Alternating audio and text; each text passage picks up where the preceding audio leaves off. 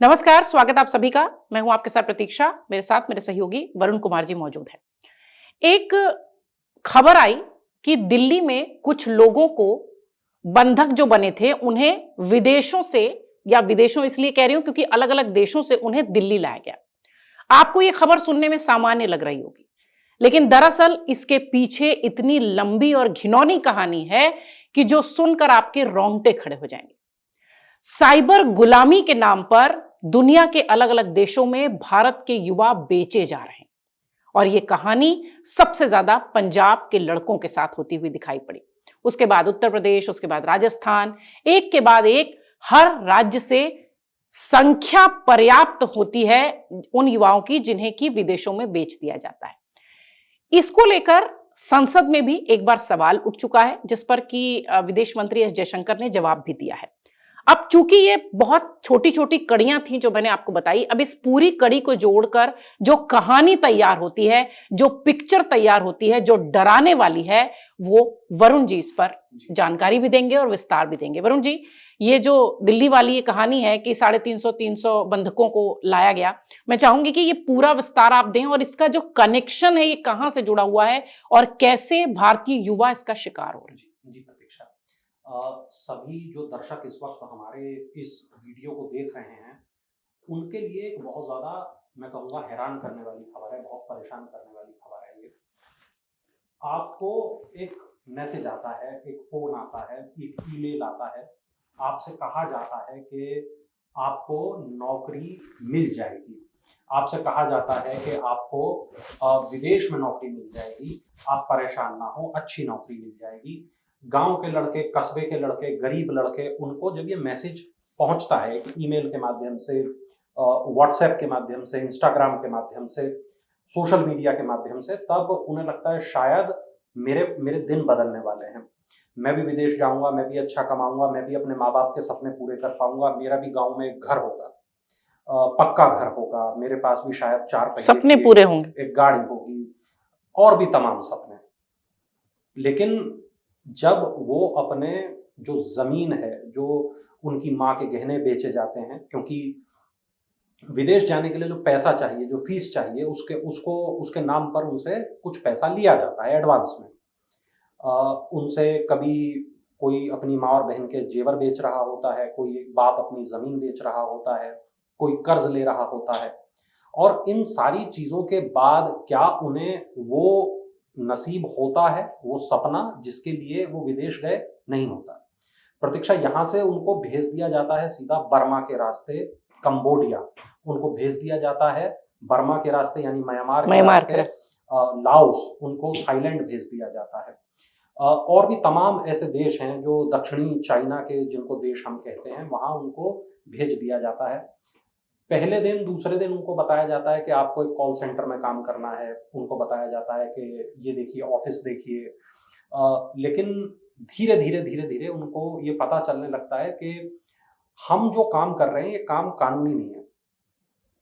उनके काम में शामिल होता है भारत में फ़ोन करना, भारत में मैसेजेस करना, ईमेल करना, भारत के लोगों को बरगलाना उन्हीं की भाषा में, और उन लोगों को ठगना फर्जी फोन कॉल के जरिए। आपके पास जितने स्पैम कॉल्स आते हैं, अगर आपको ये लगता है कि ये सारे स्पैम के जो कॉल हैं ये केवल भारत से ही आ रहे हैं, ये केवल मेवात से आ रहे हैं, ये केवल जामताड़ा से आ रहे हैं, ये केवल नूह से आ रहे हैं, तो ऐसा नहीं है। करें, ऐसा नहीं है, क्योंकि ये फोन कॉल आपके पास पहुंच रहे हैं शायद कंबोडिया से, ये फोन कॉल्स आपके पास पहुंच रहे हैं थाईलैंड से, लाओस से, वियतनाम से, और भी जाने कहां कहां से, और आपका ही कोई मजबूर भाई, कोई बहन, और ये वो फोन कॉल करने के लिए उनको विवश किया जा रहा है।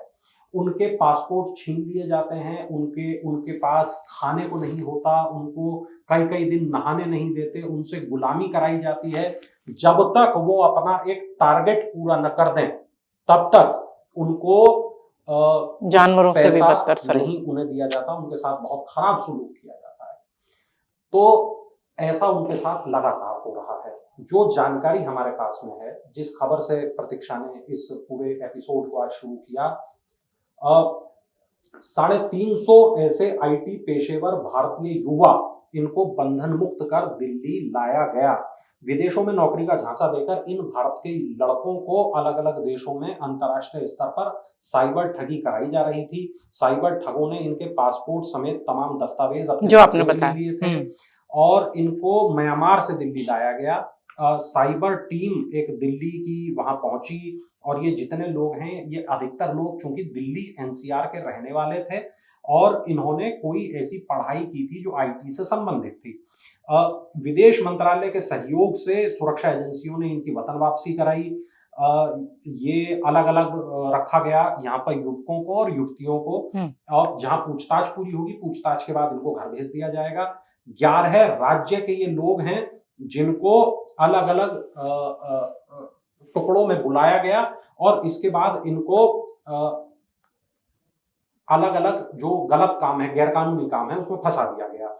40 दिन डिजिटल अरेस्ट करने की इनको ट्रेनिंग दी गई। पुलिस ने ये बताया है जो जानकारी में अभी तक पता चला है कि इनको 40 दिन की पहले ट्रेनिंग दी गई। इनको ये बताया गया कि पुलिस का अधिकारी दिखना कैसे है, पुलिस का अधिकारी बनना कैसे है, वर्दी वहां बनवाई जाती है, सीबीआई का अधिकारी के पीछे की बैकग्राउंड क्या हो सकते हैं वो बताया जाता है, कैसे एक जज बन के आप लोगों को ठगेंगे। फिल्मी स्टाइल की पूरी तैयारी है, पूरी ट्रेनिंग जाती है। उसके बाद आईटी पेशेवर जो जिस तरीके की भाषा वो लोग जानते हैं उसमें ये सब चीजें तो नहीं होती हैं, उनको ये बताया जाता है, ट्रेनिंग दी जाती है और इनके पास प्रशिक्षकों की एक पूरी फौज है, लोगों का डेटा है।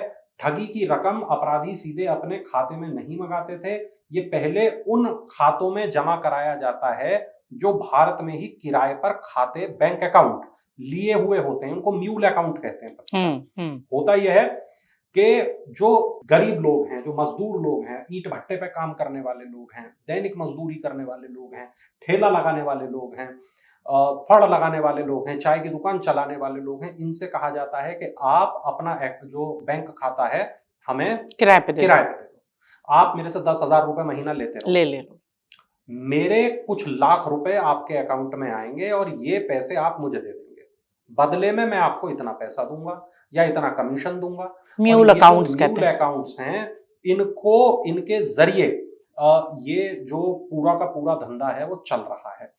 अब यदि पुलिस पहुंचती भी है म्यूल अकाउंट धारक तक तो मान लीजिए वो किसी मजदूर का है, रिक्शे वाले का है, मेहनत कश व्यक्ति का है, पुलिस उसके आगे कहां जाएगी, किस तरह उस व्यक्ति का पता करेगी कि जो एजेंट था जो पूरा रकम ले गया कैसे उस तक पहुंचेगी, ये पुलिस के लिए एक बहुत बड़ा टास्क हो जाता है। और ये जो एजेंट व्यक्ति है ये 2 काम करता है। पहला काम तो ये म्यूल अकाउंट्स संचालित करता है और दूसरा काम ये करता है नए युवाओं को रिक्रूट करना और उनको बर्मा के रास्ते कंबोडिया भेजना। ये 2 काम ये लोग किया करते हैं। एक चीज मैं और चाहूंगी, मैं दर्शकों की जानकारी के लिए वरुण जी, कि एक कोई गिरफ्तारी भी हुई है गुजरात से, तो क्या उससे कुछ पता चल पाया है, क्या है वो, कौन है वो व्यक्ति, कैसे भारत से बाहर लोगों को भेजता है? जी देखिए, एक बहुत बड़ा रैकेट पुलिस ने भंडाफोड़ किया है। गुजरात पुलिस ने ये रैकेट का भंडाफोड़ किया है और इसके सरगना है नीलेश पुरोहित, नील इनका नाम है। इसको गिरोह में द घोस्ट कहा जाता था और द घोस्ट का पर्दाफाश हो गया है। ये शख्स जो है ये पूरे नेटवर्क को चला रहा था और चीन से संचालित गिरोह के लिए म्यांमार और कंबोडिया में जो साइबर स्कैम कैंप चल रहे हैं वहां पे लोगों की सप्लाई करता था। गुजरात के उप मुख्यमंत्री और गृह राज्य मंत्री हर्ष संघवी ने मंगलवार को इसकी जानकारी दी है। रिपोर्ट हमें ये बताती है कि सीआईडी और क्राइम की cyber centre for excellence team ने गांधीनगर से नील को पकड़ लिया। मलेशिया भागने की ये शख्स तैयारी में था। इसके जो साथी हैं हितेश सोमैया, सोनल फल्दू, इनको गिरफ्तार पहले ही किया जा चुका था। 2 अन्य आरोपी हैं भवदीप जाडेजा, हरदीप जाडेजा, ये दोनों भी पकड़े जा चुके हैं।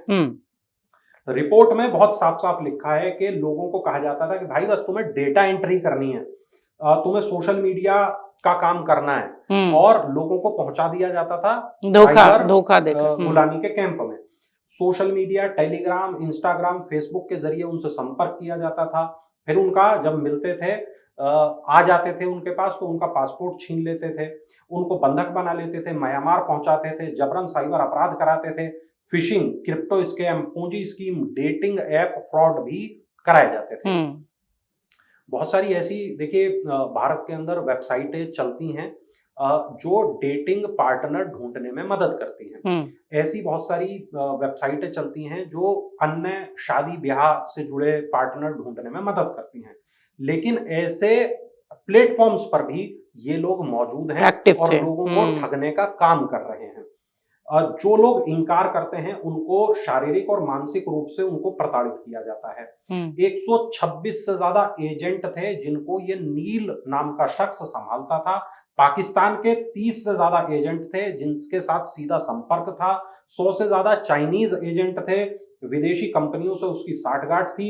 1000 लोगों को ये आदमी कंबोडिया और म्यांमार भेजने की नई डील ले चुका था। पंजाब के एक शख्स को एक दिन पहले ही, गिरफ्तारी से ठीक एक दिन पहले इसने कंबोडिया भेजा था। इसकी जो यात्राएं थी उनका ब्यौरा निकाला गया।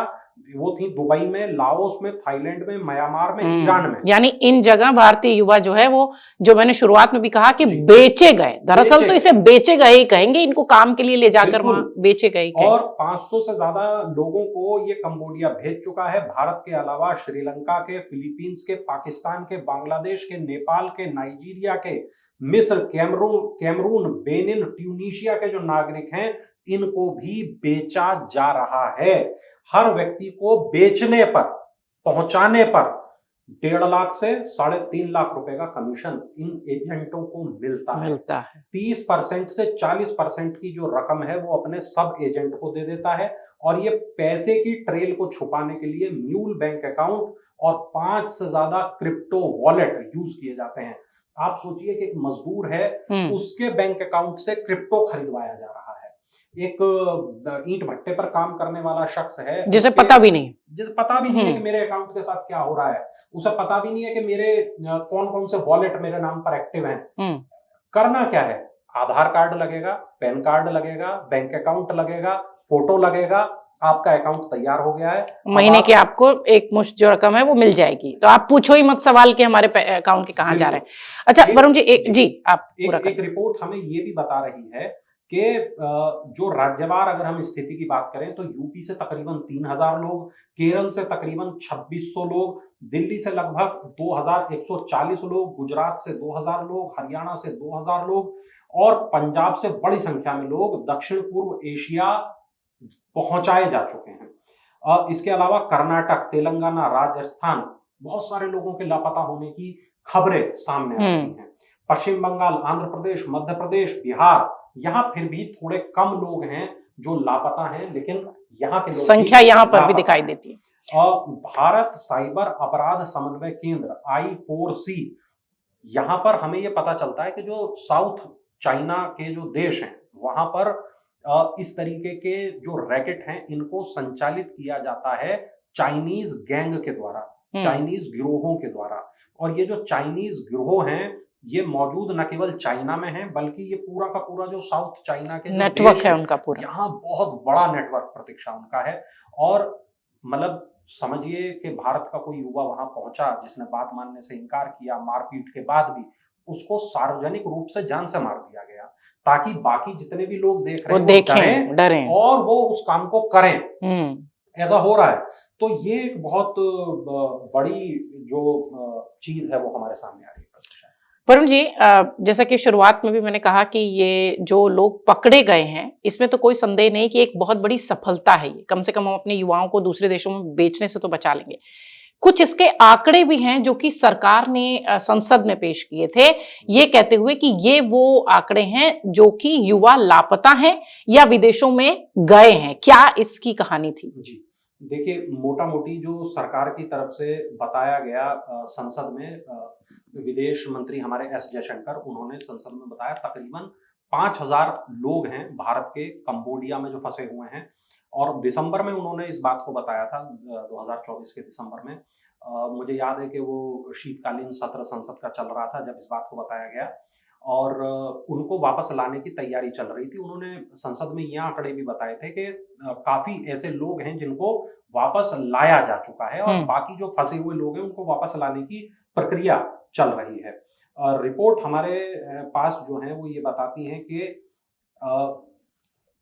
जो मीडिया रिपोर्ट्स हैं ऑब्वियसली वो ये बताती हैं तकरीबन 30,000 भारतीय ऐसे हैं जो अभी तक वापस नहीं लौटे हैं और बहुत बड़ी जो अभी संख्या है। वहां पर फंसे हुए हैं। अब जनवरी 2023 से साइबर अपराध रिपोर्टिंग पोर्टल हमारे पास में जो है वो वहां पर 1 लाख से ज्यादा शिकायतें जो फ्रॉड हुए हैं उसकी दर्ज की गई हैं। रोजाना आप अखबार खोलते हैं, आप देखते हैं इस तरीके की खबरें आपके सामने होती हैं, टीवी स्क्रीन आप खोलते हैं, वहां पर नहीं, अब तो सरकार भी बहुत सारे ऐसे मतलब अवेयरनेस के प्रोग्राम्स चला रही है। आपकी फोन के रिंगटोन पर भी बहुत समय तक ये आ रहा था, फिर उसके बाद अब जो टीवी प्रोग्राम्स है उनके बीच में उस तरीके के एड्स लाते हैं। इसके बाद भी ऐसा हो रहा है कि हमारे गांव में, देहातों में, कस्बों में जो लोग रहते हैं उनके पास अब भी कोई फोन आता है, लोगों से कहा जाता है कि आप अपना KYC करा लीजिए, वेरिफिकेशन करा दीजिए, और वो फंस जाते हैं और वो बेचारे मासूमियत में फंस जाते हैं। अभी आप देखिए दिल्ली में धमाका हुआ,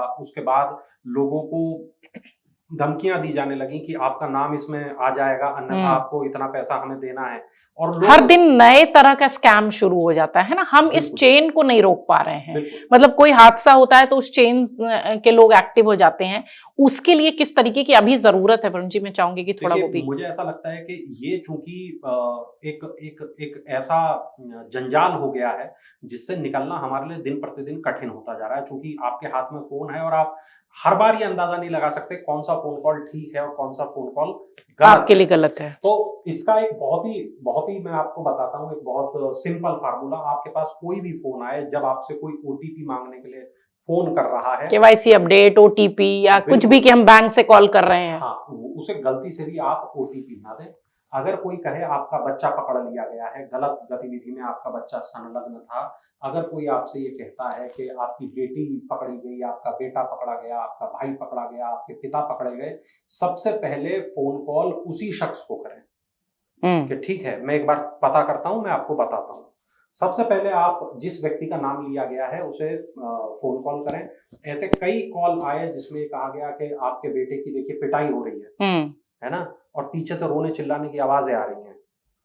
मतलब आपकी स्मार्टनेस ही आपको सतर्क रख सकती है, बचा सकती है। सावधान रहेंगे, जितना सतर्क रहेंगे उतना ज्यादा आप बचे रहेंगे। आपको ये ध्यान रखना होगा कि आपका पैसा डिजिटली बहुत सारी जगह जुड़ा हुआ है। बहुत सारे आपके इस तरीके के अकाउंट होते हैं जहां पर ये पैसा जुड़ा हुआ होता है और आपके बैंक खातों में सेंध लगाई जा सकती है। ये बात आपको ध्यान रखनी होगी। बैंक कभी भी आपसे OTP नहीं मांगता है। अगर आपको कोई भी डाउट है, सबसे पहले आप अपने बैंक को फोन करें और आप बंद कराइए जितने भी ऑनलाइन ट्रांजैक्शन हैं। अगर कभी गलती से ऐसा हो जाता है और ये जरूर ध्यान रखिएगा कि जब आप बैंक के नंबर सर्च करेंगे गूगल पे, तो ये भी बहुत हद तक संभव है कि वो नंबर भी आपको गलत मिले, क्योंकि उन्होंने बैंकों के नाम से मिलती जुलती वेबसाइटें भी बनाई हुई हैं। वहां पर आप लैंड हो जाते हैं अगर गलती से, और आपको कस्टमर केयर नंबर मिल गया, तब भी आपका लूटना तय है। तो इसलिए आपको अगर कुछ भी करना है तो आप अपनी स्थानीय बैंक शाखा का नंबर जरूर अपने सावधानी ही बचाव है। सावधानी ही बचाव। इस तरीके के मामले जब आते हैं तो निश्चित तौर पर थोड़ी सी चिंता तो होती है उन परिवारों के लिए भी जिनके लोग फंसे हुए हैं, और उन आने वाली पीढ़ी के बच्चों के लिए भी जो कि हो सकता हो इस तरह के स्कैम में फंस जाए। सावधान रहिए, ये आपके लिए भी जरूरी है, आपके परिवार के लिए भी जरूरी है, इसलिए ये खबर हमने आप तक पहुंचाई है। वरुण जी बहुत शुक्रिया आपका, आप सबका भी बहुत शुक्रिया। अगर आप ये वीडियो YouTube पर देख रहे हैं तो हमारे चैनल को सब्सक्राइब कर बेल आइकन दबाएं, और Facebook पर देख रहे हैं तो हमारे पेज को लाइक करें।